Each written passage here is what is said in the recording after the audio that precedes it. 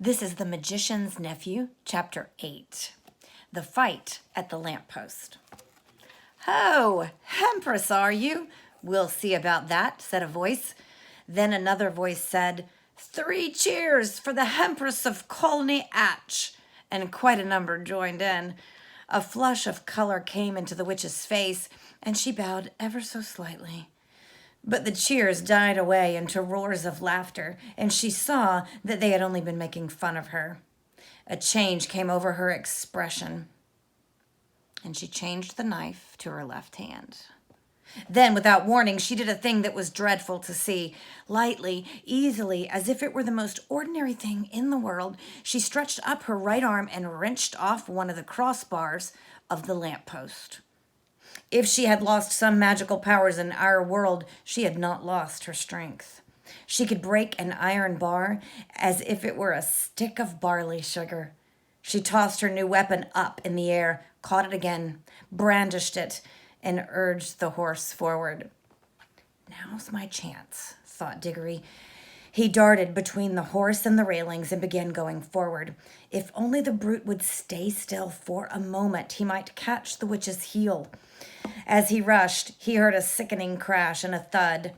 The witch had brought down the bar on the chief policeman's helmet. The man fell like a 9-pin. "Quick, Diggory, this must be stopped," said a voice behind him. It was Polly, who had rushed down the moment she was allowed out of bed. "You are a brick," said Diggory. "Hold on to me tight. You'll have to manage the ring. Yellow, remember?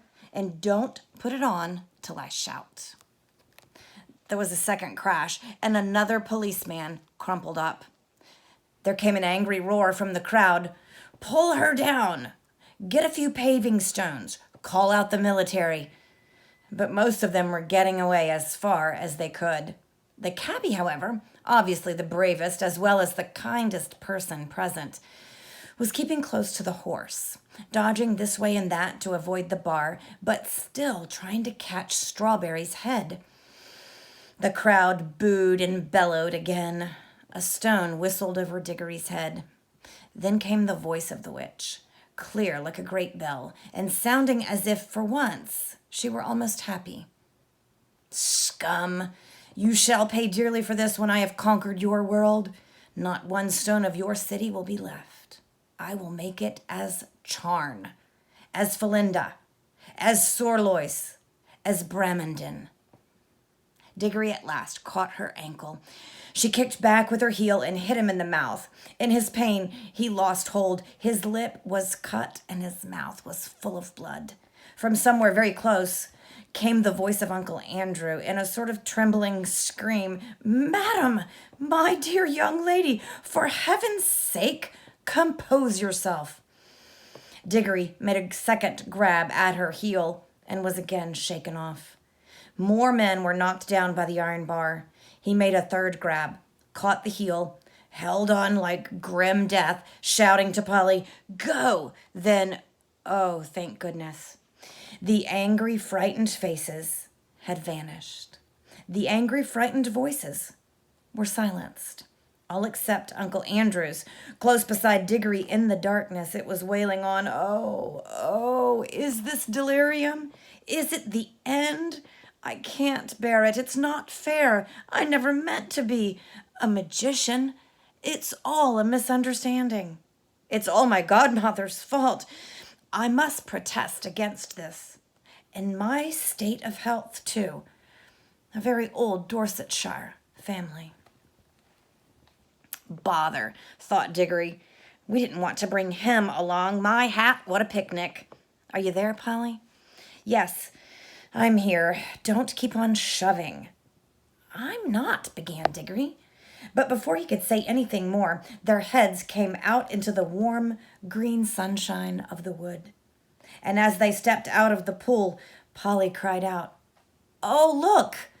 We've brought the old horse with us, too. And Mr. Ketterly. And the cabbie. Well, this is a pretty kettle of fish."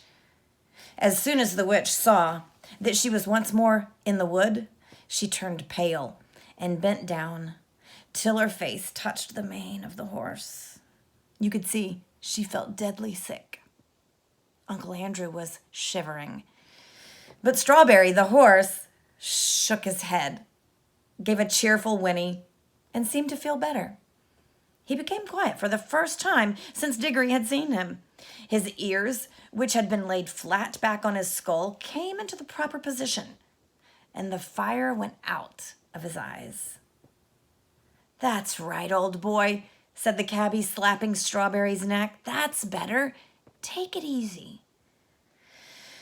Strawberry did the most natural thing in the world, being very thirsty, and no wonder. He walked slowly across to the nearest pool and stepped into it to have a drink.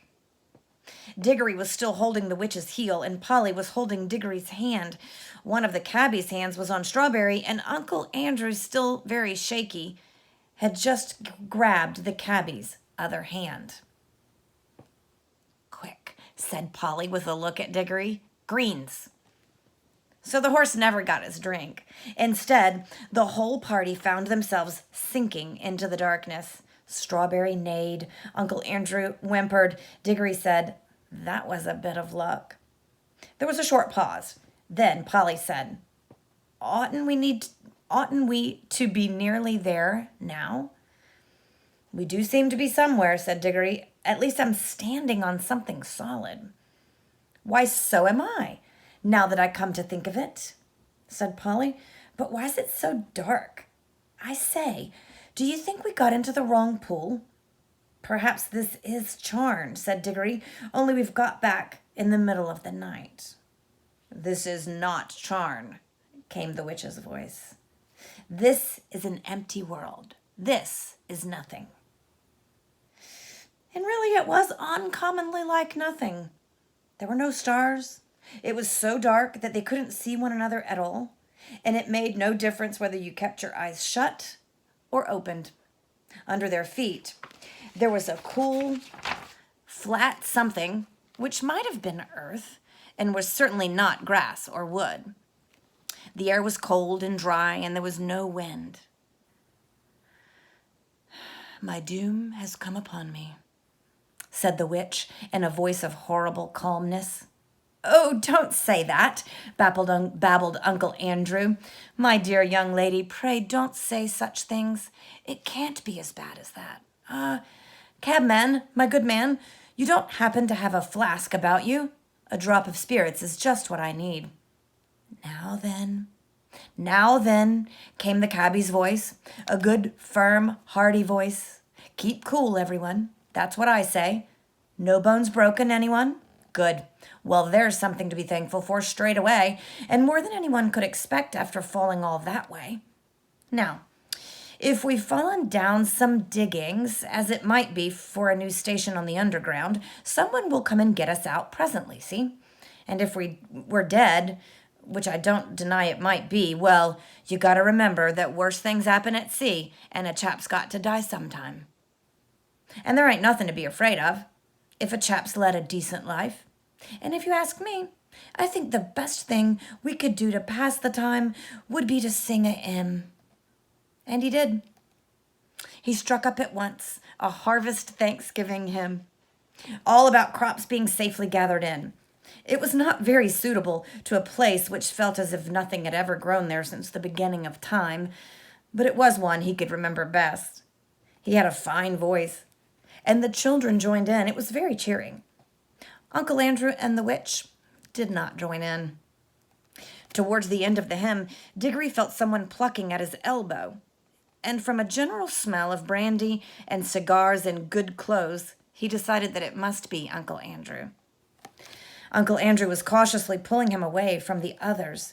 When they had gone a little distance, the old man put his mouth so close to Diggory's ear that it tickled, and he whispered, "Now, my boy, slip on your ring and let's be off." But the witch had very good ears. "Fool," came her voice, and she leaped off the horse. "Have you forgotten that I can hear a man's thoughts? Let go the boy. If you attempt treachery, I will take such vengeance upon you as never was heard of in all worlds from the beginning." "And," added Diggory, "if you think I'm such a mean pig as to go off and leave Polly and the cabbie, And the horse in a place like this? You're well mistaken.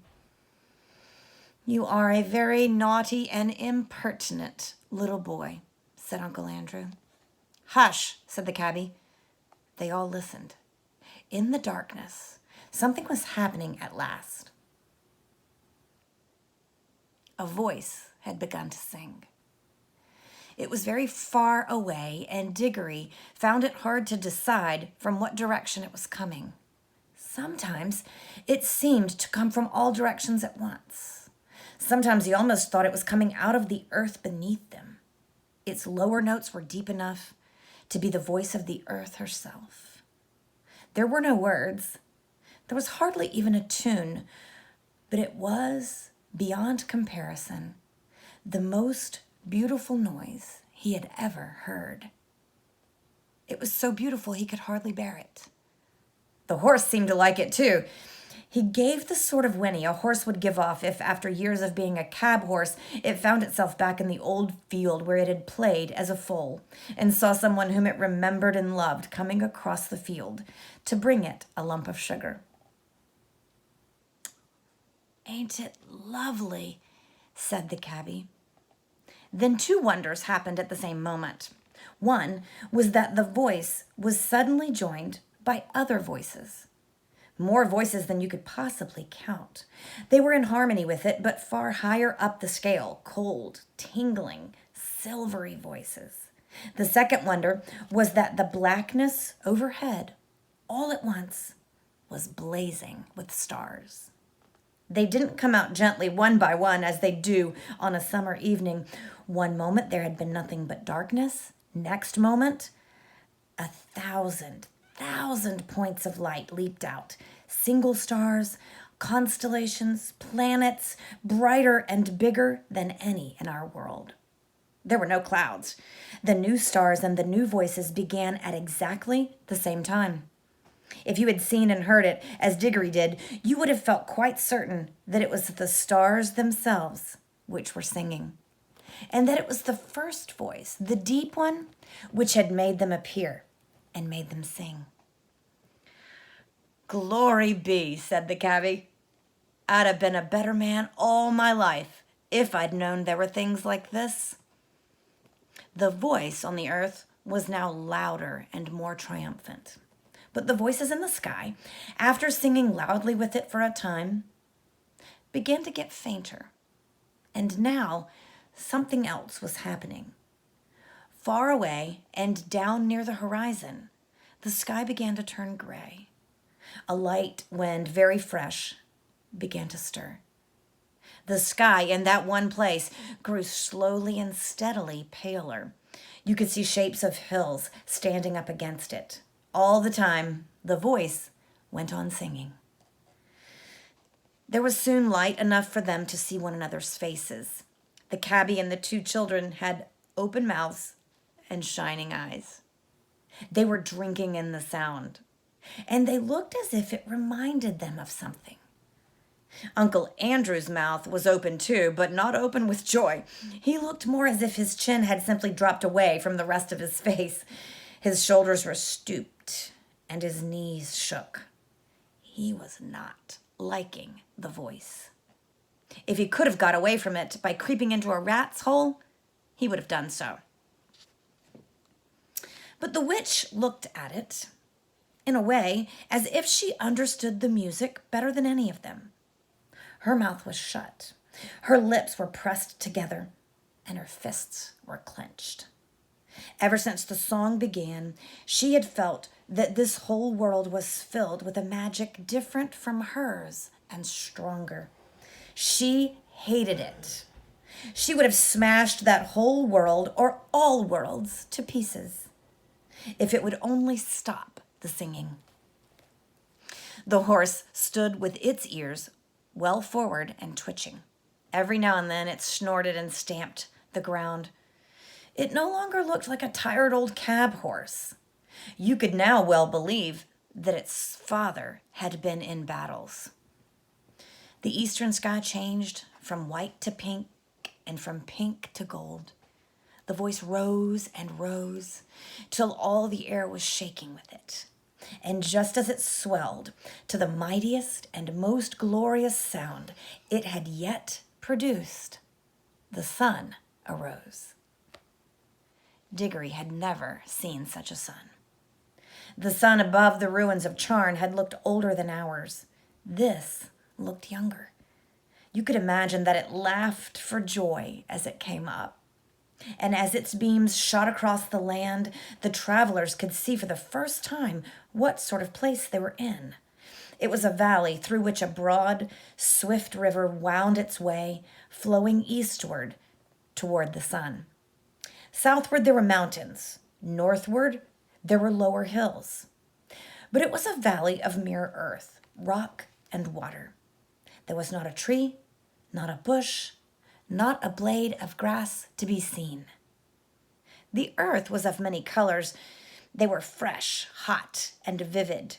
They made you feel excited. Until you saw the singer himself. Then you forgot everything else. It was a lion, huge, shaggy, and bright. It stood facing the risen sun. Its mouth was wide open in song, and it was about 300 yards away. "This is a terrible world," said the witch. "We must fly at once. Prepare the magic." "I quite agree with you, madam," said Uncle Andrew. "A most disagreeable place, completely uncivilized. If only I were a younger man and had a gun." "Gurn," said the cabby. "You don't think you could shoot him, do you?" "And who would?" said Polly. "Prepare the magic, old fool," said Jodis. "Certainly, madam," said Uncle Andrew cunningly. "I must have both the children touching me. Put on your homeward ring at once, Diggory." He wanted to get away without the witch. "Oh, it's rings, is it?" cried Jodis. She would have had her hands in Diggory's pocket before you could say knife, but Diggory grabbed Polly and shouted out, "Take care! If either of you come half an inch nearer, we two will vanish, and you'll be left here for good. Yes, I have a ring in my pocket that will take Polly and me home. And look, my hand is just ready. So keep your distance." "I'm sorry about you." He looked at the cabby and about the horse, "but I can't help that. As for you two," he looked at Uncle Andrew and the Queen, "you're both magicians, so you ought to enjoy living together." "Hold your noise, everyone," said the cabby. "I want to listen to the music." For the song had now changed.